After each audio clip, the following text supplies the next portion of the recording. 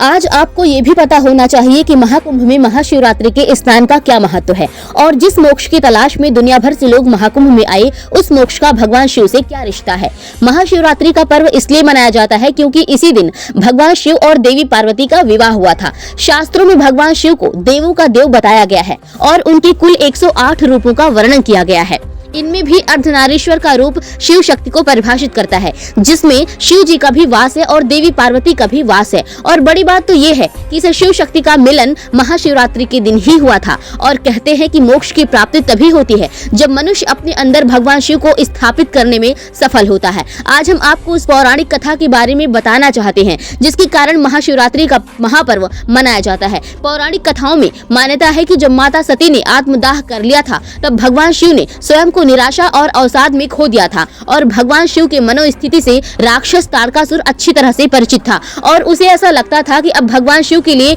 कभी भी गृहस्थ जीवन संभव नहीं होगा और इसी बात का फायदा उठाकर वो अमर होना चाहता था। इसके लिए उसने ब्रह्मांड के निर्माता भगवान ब्रह्मा की तपस्या शुरू की और जब भगवान ब्रह्मा इस राक्षस के समक्ष प्रकट हुए तो इस राक्षस ने उनसे एक खास वरदान मांगा और वो वरदान ये था कि इस राक्षस की मृत्यु भगवान शिव के पुत्र के अलावा किसी और के हाथों नहीं होनी चाहिए। भगवान ब्रह्मा ने तथास्तु कहकर इस राक्षस को ये वरदान दे दिया, क्योंकि इस राक्षस को ऐसा लगता था कि माता सती के आत्मदाह के बाद भगवान शिव के लिए गृहस्थ जीवन संभव ही नहीं है, इसलिए इसने खुद को अमर समझ लिया। इसी समय राजा हिमवंत अपनी पत्नी के साथ हिमालय में रहते थे और उनकी पुत्री कोई और नहीं बल्कि पार्वती जी थी। जी हाँ दोस्तों, और पार्वती जी को भगवान शिव के प्रति अटूट विश्वास था। पार्वती जी का भगवान शिव से तभी विवाह हो सकता था जब भगवान शिव के हृदय में स्नेह और प्रेम भाव उत्पन्न होता, लेकिन वो कैलाश पर्वत पर ध्यान की मुद्रा में बैठे थे। भगवान शिव की इस मनोस्थिति को देखते हुए कामदेव को उनके पास भेजा गया और उन्हें जिम्मेदारी सौंपी गई कि वो भगवान शिव को प्रेम से सराबोर कर दें और इसीलिए उन्होंने कैलाश पर्वत पर भगवान शिव के हृदय पर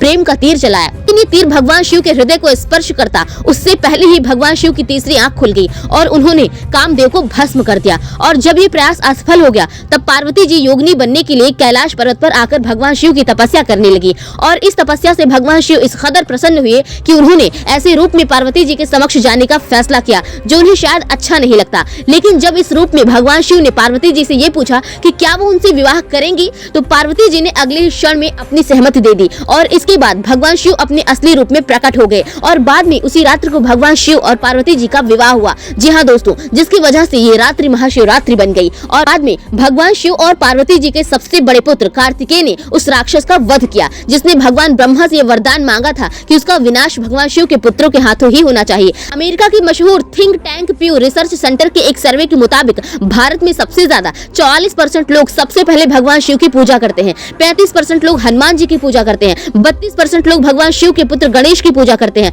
28% लोग लक्ष्मी जी की, 21% भगवान श्री कृष्ण की, 20% देवी काली की और 17% लोग सबसे पहले भगवान राम की पूजा करते हैं। यही कारण है कि इस बार जब महाकुंभ का समापन महाशिवरात्रि से हो रहा है, तब ज्यादा से ज्यादा लोग महाकुंभ के संगम में स्नान करना चाहते हैं। दोस्तों, क्या महाशिवरात्रि मनाए जाने का कारण पहले आपको पता था? यदि हाँ और यदि नहीं तो आप प्लीज कमेंट करके हमको जरूर बताइएगा।